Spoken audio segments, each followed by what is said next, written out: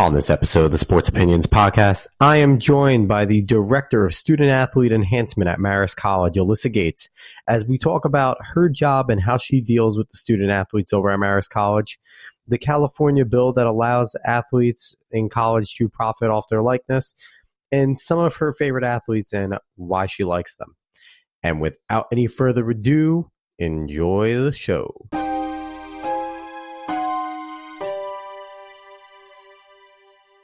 What's up, sports fans, and welcome to the Sports Opinions Podcast. I'm your host, as always, Alex Cuesta. With me today is somebody that, oddly enough, another Marist person that, it's insane, known me over a decade, which I don't know if it was always good, but she brings an absolutely interesting perspective that isn't your typical sports fan, this and that craziness that all the fanatics bring along. She brings a unique perspective that I wanted to get on this podcast because I think it's awesome. She is the Director of Student-Athlete Enhancement over at Marist College, which AKA is the mother, the big sister, the best friend to all the student-athletes, keeping us all out of trouble, or trying to. Essentially the academic advisor for all the student-athletes over at Marist College, Miss Alyssa Gates. What's going on, Alyssa? Hi, how are you? I am doing awesome. It is great to have you on. It's great to be here. Thank you so much. This is a lot of fun. Looking forward to it. Yeah, and this is one of the fun ones that I get to do where I have the person sitting here with me next to me because she's right at Marist, which I'm 5 minutes away from. So it's always cool to have them live in my little, this isn't really a studio. It's kind of an office, but it's like a makeshift studio. It works. So first off, I kind of gave a little gist of what you do. Elaborate a little bit what you do for all of us lovely student athletes that make your life and job difficult. Well, not all of them. So I oversee academic support services for student athletes.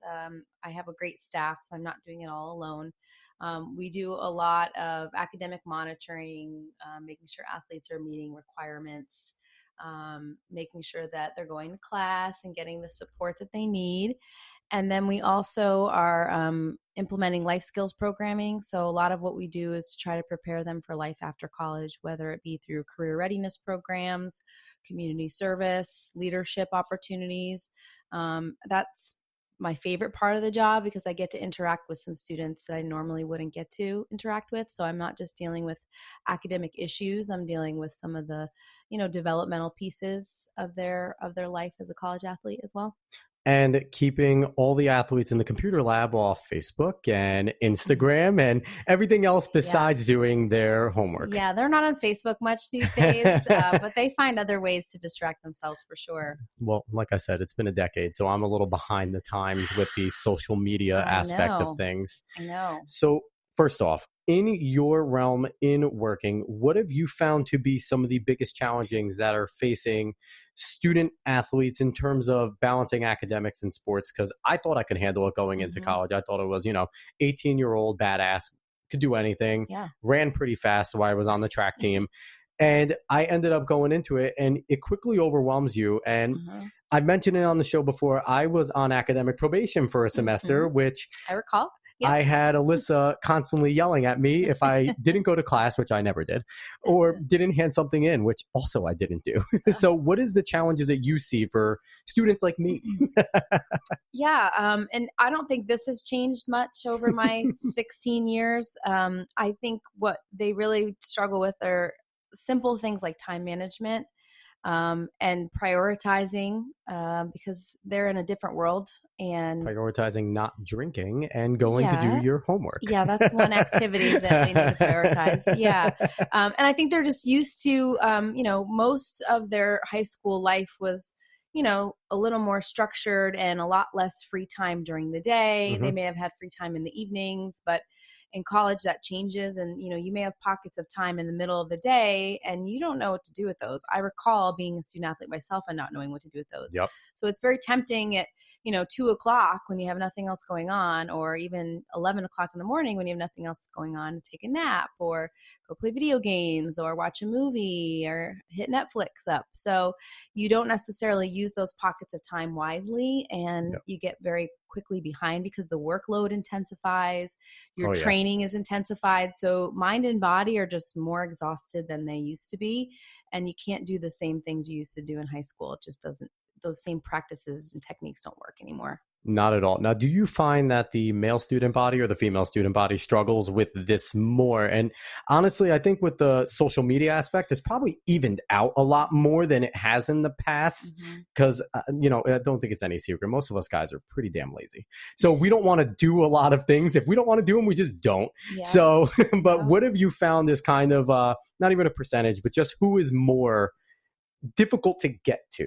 Well, the majority of the issues we have are with our male athletes. No surprise there. Simply put, and you'll find that anywhere you go for the most part. I don't know any colleagues in any other schools who have a flip, opinion about that. We're pretty much all in the same boat. You're dealing with, male athletes there's a lot more visibility. There's always been this ideal when you get deep into gender roles, which we don't have to get too deep into, but men are supposed to act a certain way, and we don't have expectations for them a lot of times in the classroom. They're overlooked in the classroom.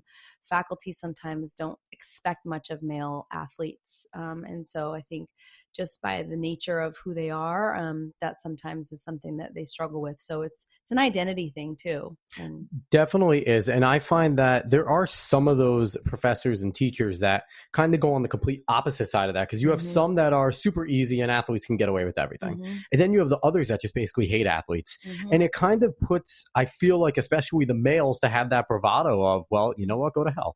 I'm an athlete. I can do what I want. I feel like it pushes them more towards the edge in the wrong way there. Yeah. And if they came from a high school program that was athletics were very much prioritized and that was the focus, and even their high school teachers have said, there's very little expectation for you here. You can just not come or don't hand things in. When they get to Marist, I mean, I've had several conversations with them. They're like, wow, this is actually hard. I actually have to go to class and do my work. This wasn't how high school was. And so they're in for a rude awakening. And sometimes that transition makes all of the other normal transition issues for a freshman very difficult. And the rude awakening is just the reality, because Marist is very unique in a sense where academics do matter. And it's surprising because we prize our basketball program. We could literally be one of those schools that just brings in amazing talent and just kind of goes, you don't have to go to class. We're just going to get you there because we have the scholarship money. We could do that. But we have such a standard there that it actually makes it difficult on everyone basically but Brian Georges in basketball, like, because he finds ways to find these fantastic athletes who are great students.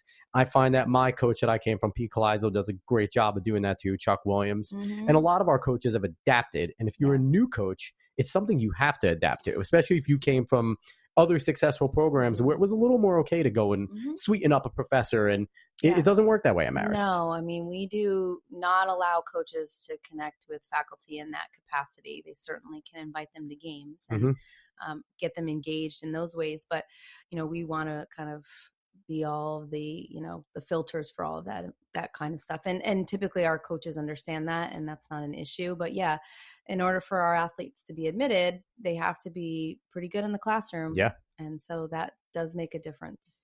Completely. And just so any student athletes that are listening, because I know Alyssa's everybody's favorite at Marist, especially in the student athlete area, if you're listening, especially to the guys, don't be an idiot. You get free tutors, which no one else gets at Marist. It's a privilege that student athletes get. Alyssa will hook it up. You get a computer lab to yourself. You don't have to go in, sit in the library and be crammed up or try and find room in Donnelly in their lab. We have resources. And honestly, Alyssa is here after hours doing this show with me. If you talk to Alyssa, she will sit in that office, waste her night so you can have a little bit more of a late night because you had late classes or a practice, just so you could sit in that computer lab. So use her kindness. It is plentiful. So don't be dumb in that capacity. Yes. And we have a lot of people who help make us get this stuff done. So we're open late with the help of a lot of people. So, and a lot of professors that we did mention, the faculty, a lot of professors are willing to work in that capacity and come and tutor and do things like that. So absolutely. Yeah. So another question for you in terms of your job. obviously, like we talked about, I'm behind the times of Facebook, but technology has just gotten better. Yeah. Phones are insane, more social media outlets. I'm wearing a Garmin watch. Like all Mhm. this has gone on. How many years have you been doing this now? I'm in my 16th at Marist, 16th at but I've been Marist in and college athletics for 20. 20. So overall, how have you seen technology and just the changing in the students? Because as generations go, I'm at the beginning of the millennial age, Mhm. and I could say I relate to very little of the young millennials. Mhm. So how have you had to change, and how have things changed in your field in terms of trying to get across to us dumb guys, for lack of a better term? Yeah, it's a really great question, and it's a really great discussion because there's so many different ways it's changed, and it's not just what's happening on your cell phone. So first of all, when you think about technology, for me particularly, it makes me feel super old because I find myself struggling more and more with things that I probably shouldn't be struggling with. And thank goodness I'm with 18 to 22-year-olds who can help me figure it all out. Yeah. But yeah, the technology piece and the fact that they're so tied to their phones is a challenge. It can also work to your advantage. Mm-hmm. I can remember the first time a coach gave a student athlete my cell phone number, and I was furious Oh, because I God. never wanted them to have my cell number. And then I recognized how beneficial that could be if I used it wisely and I set boundaries for them. Yeah. So even just realizing that text messaging wasn't something that I should avoid with them. Like they're not checking their voicemails, they're not checking their phones in their rooms. Who has those anymore? Yeah. What is that? But back in the day, they had phones in their rooms, and so that took me a bit to really adjust to and realize I could use the cell phone correspondence with them to my advantage. Now, we're using social media platforms to get information to them, Mm-hmm. to share events, to get them to sign up for things. And then, from a professional standpoint, just doing things in the office to help us be more efficient, using different software programs that the athletes can correspond with you on. They do all of their NCAA paperwork online now. Oh, that's a blessing. Yeah, it really is. It cuts down on meetings. Things that we request of them can be sent through this platform. And so there's just so much more that we're doing to interact with them through technology and, to be better at delivering information to them. So as it makes it harder, it also makes it easier. Now, have you found Marist to be on the forefront of embracing this type of technology? Or, is there more that we can be doing as your profession in general? Mm-hmm. Do you see more that can be going on amongst not only Marist, but also your colleagues that could improve upon it? Yeah, I think we just have to be open and embracing change. And I think sometimes you deal with folks who, the tagline is, well, that's the way we've always done it. And we can't say that, and we have to evolve. And, in a lot of ways that we're asked to evolve in our jobs, we have to be able to evolve in our relationships and expectations. So I think it all goes hand in hand. I think you just have to be willing to want to be innovative and figure out different ways to do things, because the old ways don't always work. Absolutely. And, it comes out with the whole entire the board. Like you put up a board, pros and cons, you figure it out. If it really is good, do it. Mm-hmm. Try it. Mm-hmm. What could happen? It goes wrong, you go back. Yeah. So we're going to move on to something that also will definitely affect you eventually, because you might be dealing with the kids that have a lot more money at some point in their pocket going to you. But Alyssa, I'm going out to dinner because I just got that endorsement deal. You want to come? I don't want to go to class. And you're going to go, no, get in class. So California just passed a bill. Governor Newsom signed it to allow student athletes to make profit off their likeness. Now, one caveat that I found in there is, say Marist has Nike, right? A student athlete that has an endorsement with Adidas cannot wear their Adidas while being involved in Marist, which I think is a good caveat. Now, flip side, New York kind of pisses me off because their deal proposal that they want to put on the table is to force schools to pay the student athletes. I'm all for California and letting athletes profit off their likeness, because in the heyday of our women's basketball teams, they would have been the highest earners by far, which would have been fantastic. But to force the schools to do it, you're now track and field athletes like myself are going to have to subsidize big time athletes, and other students that most of them hate athletics are going to have to subsidize. So I'm for the California bill. Don't like what New York's proposing. How do you feel about the bill? I have mixed feelings about it. I think it's very complicated, and while I think athletes should be compensated for some things and in some degree, I think, figuring out a system that creates, fair and equitable experiences is going to be very challenging. And Yeah. so, fortunately, it's not my job to figure that out. God bless the people Yeah, that'll have to. not yet. Yeah, It's but going to cross over into your spectrum, definitely. for sure. But the system has to be, really flushed through. And I think we're going to see things happen as this unfolds that are going to open up some people's eyes and open up some things that we maybe didn't really think about or plan for. And so, I think what California is doing is cutting edge, if you will, because they're the first state to really push this and explore this. Yeah. And it'll be interesting to see where it goes. But, that's the thought, is it's going to change college sports and the landscape of college sports completely. Now, I think it's a senator, congressman. I don't know exactly which one, but they're from Ohio. They're said that they're going to propose a bill to Congress to make this a nationwide thing where it kind of will decimate the NCAA, which will definitely have an effect on you because you probably know every single NCAA rule like an encyclopedia in terms of not all of them, not the new ones, right? You got to read up on those still, but it's going to affect everything. And one thing that I see, I mentioned the amazing women of our heyday, the Rachel Fitz, the Julianne Vianney, the amazing athletes that would have benefited from something like this. Now, like I said, we have a great system where we pull in amazing athletes that are academically dedicated for the most part. Mm-hmm. But even the most academically dedicated people can let that get to them. Mm-hmm. Just what do you see the challenges being of a student? I jokingly said that they're going to skip class to go do things, but I could see that happening a lot more often, even at small schools like Marist. Yeah. What would your message be to a student athlete in that situation where they just got a nice endorsement deal? They're going to be making, whether it's $1,500 a week, that's a lot of money to a college kid. Yeah. What would your advice be to that type of student in order to kind of keep them grounded? Ooh, I think we got to put on your mom hat here. I know. Well, I do that every day. Yes, you do. I think they would really need to be educated on finances. So there would have to be some sort of caveat to say, okay, well, you're going to get this check, but before you can receive it, you would have to go through, a finance workshop or a finance course. I know that's a stretch, but I think it's really important that we teach them how to use it properly. We have athletes that can't afford to buy books. Nope. And I couldn't for 2 semesters, basically. Right. At least 2-3 semesters. And you get very quickly behind when you don't have your textbooks. And some people can float through without them because of their major, or they can borrow. But there's a lot of athletes that struggle. And the other thing that's happening too, not to get off this question, I'll answer it, is the online platforms that have come with these textbooks now. So in addition to buying the textbook, there's a supplemental website that goes with it where you have to submit your homework assignments and you have to, do problems. And it's another sometimes $140, $150, $200 in addition to the textbook. So our athletes are being forced to make choices about what's the priority.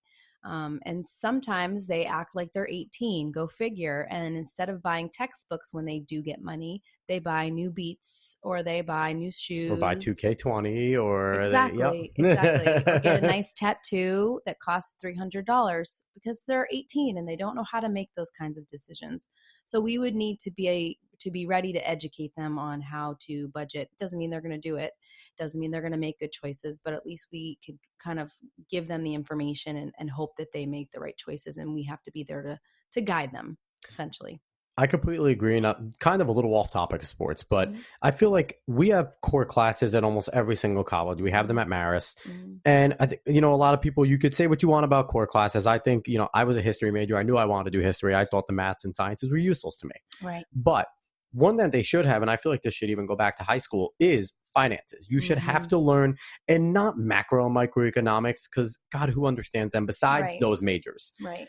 But it should be a how to pay your bills on time classes, how to read, don't balance a checkbook anymore, because what is that? Most people don't. You don't introduce them to it, but how to read your online bank statement on your phone. Right. What does it mean? What does available versus, what you actually, it's right. How to do that type of stuff, because I think that would just go far for student athletes in this situation and just kids walk out of school thinking they're going to get $100,000 job, but not understanding what exactly that means. Yeah. How much money you actually have when you get that job. Yeah.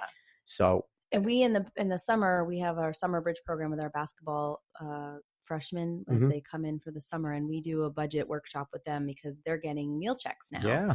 And so now all of a sudden they have a couple $100 that they're really supposed to be spending on meals, but it's very tempting to spend on other things. So we try to address it right off the bat, but not every athlete's getting that same message, and not every athlete's getting a check either. So that's another story for another day. But, we really understand that even as adults, we struggle with some of the money issues. And so it's good to have that groundwork laid very early on. Yeah. I'm waiting for the day where schools, instead of giving meal money, start giving out meal cards where they could track exactly where you spend it.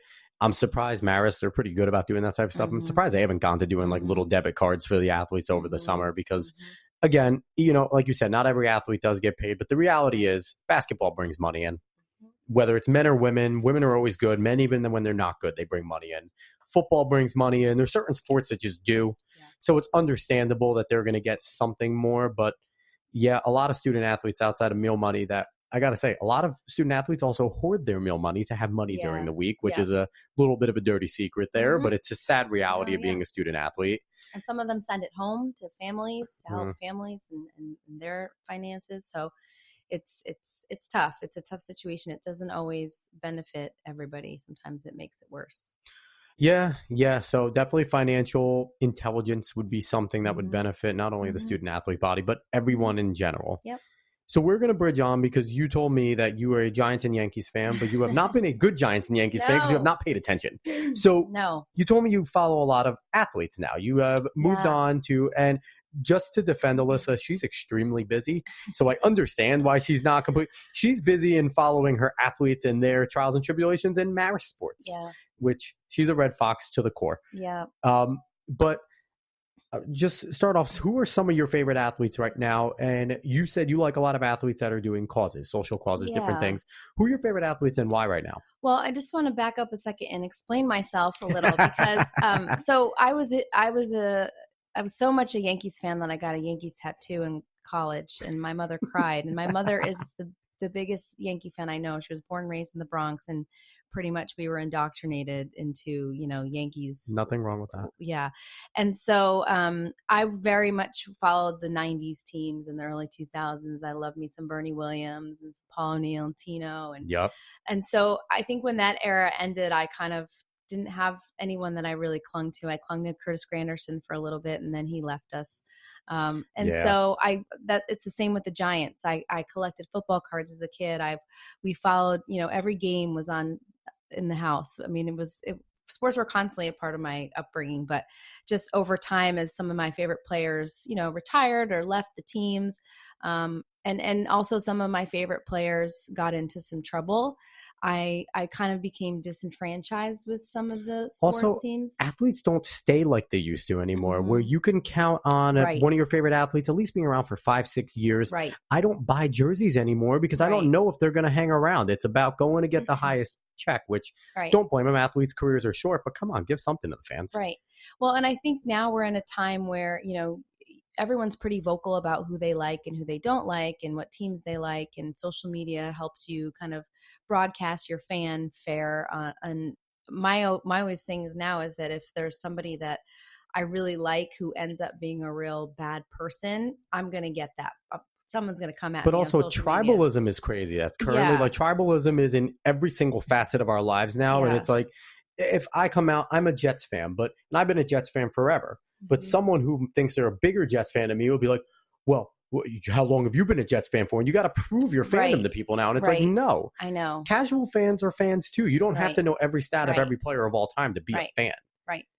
And I will be honest, I kind of took a break from the NFL, after the Ray Rice incident. And, that was something I just decided to do because I didn't want to be a part of that and support that. The league, to be honest with you, but I'm slowly going back into it. So hopefully.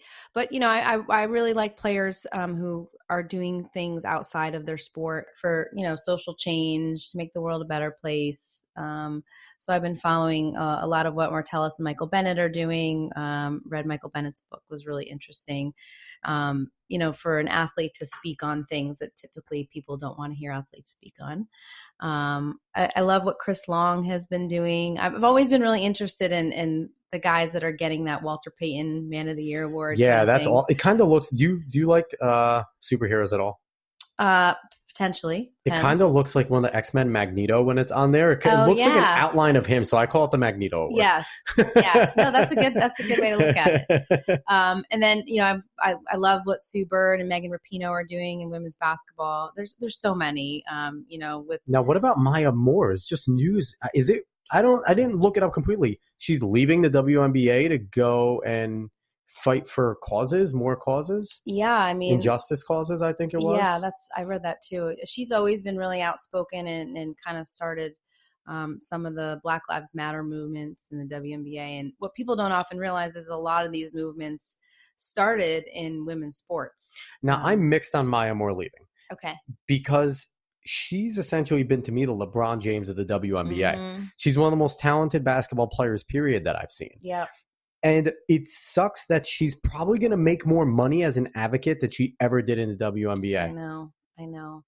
But I think there's something to be said about that. The fact that she's willing to pick up and leave because, she feels like her presence and her voice can be much more powerful. Yeah. In that kind of a setting. But now I have to ask you, because I'm all about women's sports. I love that. I have a vendetta against women's lacrosse because I feel like they don't let females be athletes enough in that sport with all the little ticky-tacky penalties. Don't let them wear pads. And that sport pisses me off because I just feel like let them go. Yep. One of the things that always has annoyed me is, yes, the women don't get paid as much, but one of the biggest drivers of the men's sports is there's millions of men watching it.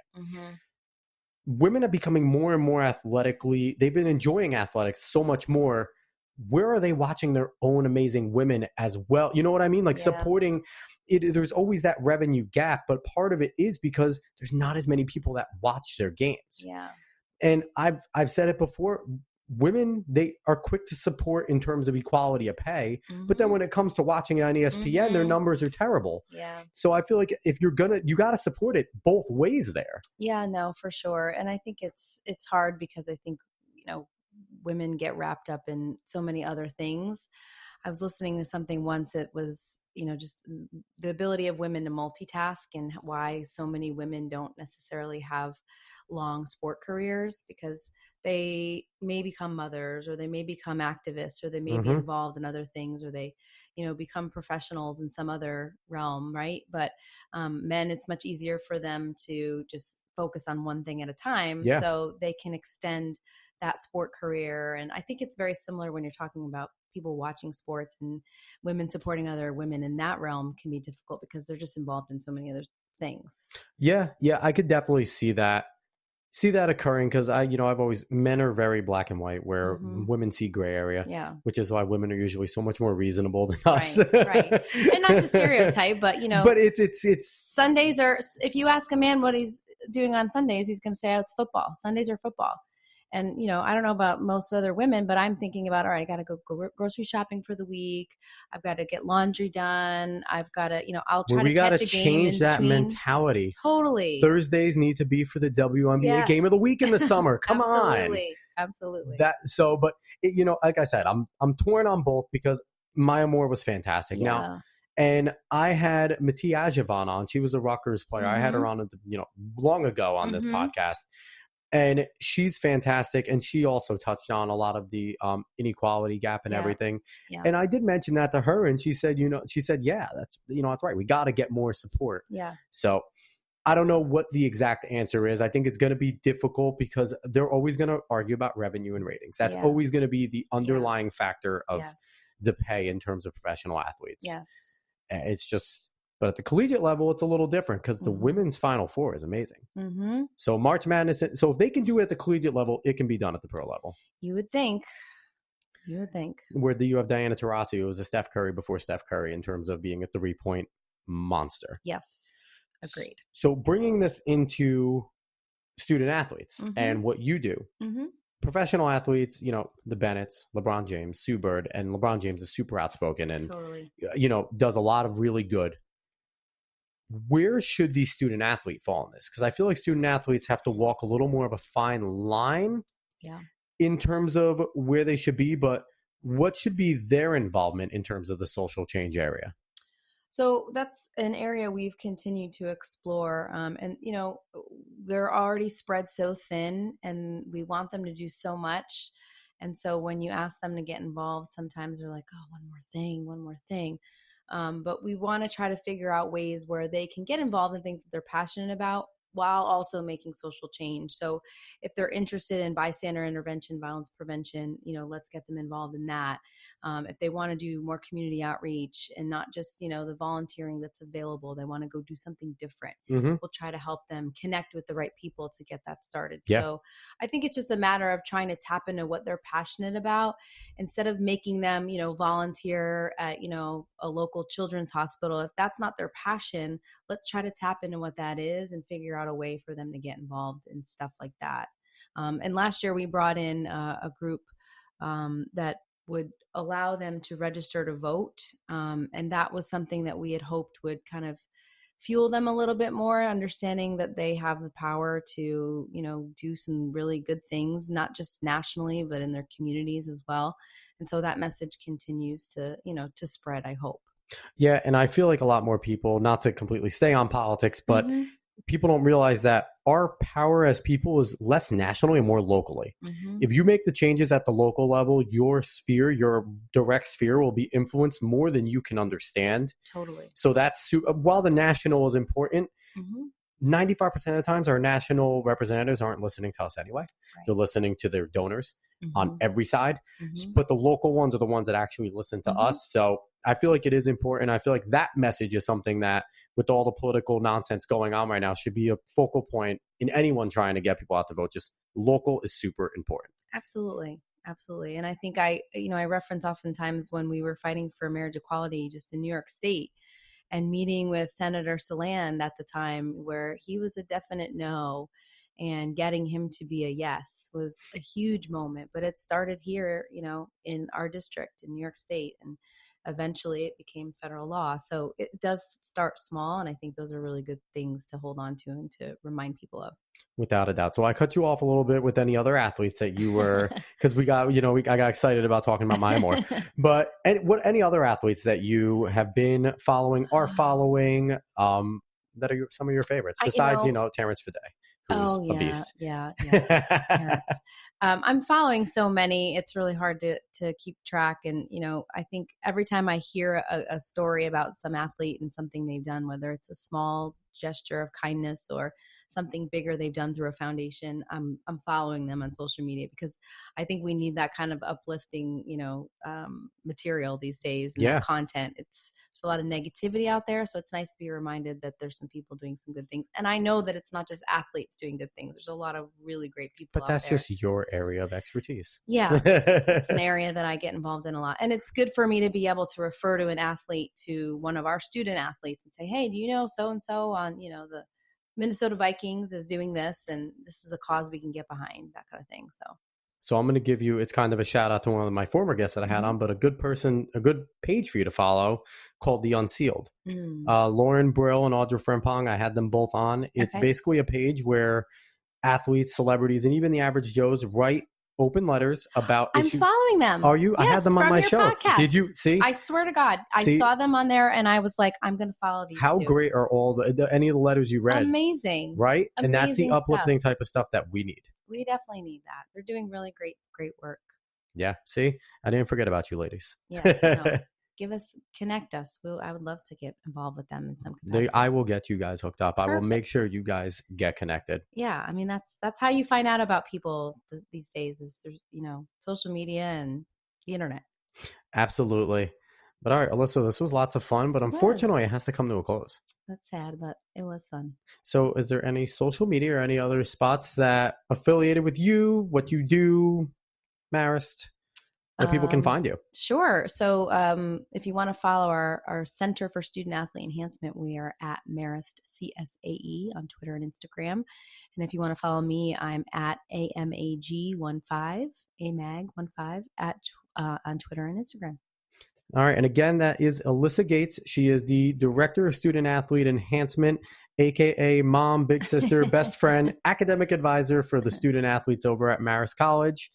I'm Alex Cuesta, host of the Sports Opinions podcast. Find me on Twitter and Instagram at @A_Cuesta30. Sports Opinions on Twitter at SportsOpinion30. Instagram, SportsOpinions30. Find us on Facebook, anywhere you're listening. Give us a great review. Give us a great rating. So Alyssa's lovely voice can be out there on the airways for more people to hear and get connected with more, and all the other amazing guests that I've had on. So once again, this is the Sports Opinions podcast. Everybody have a good one.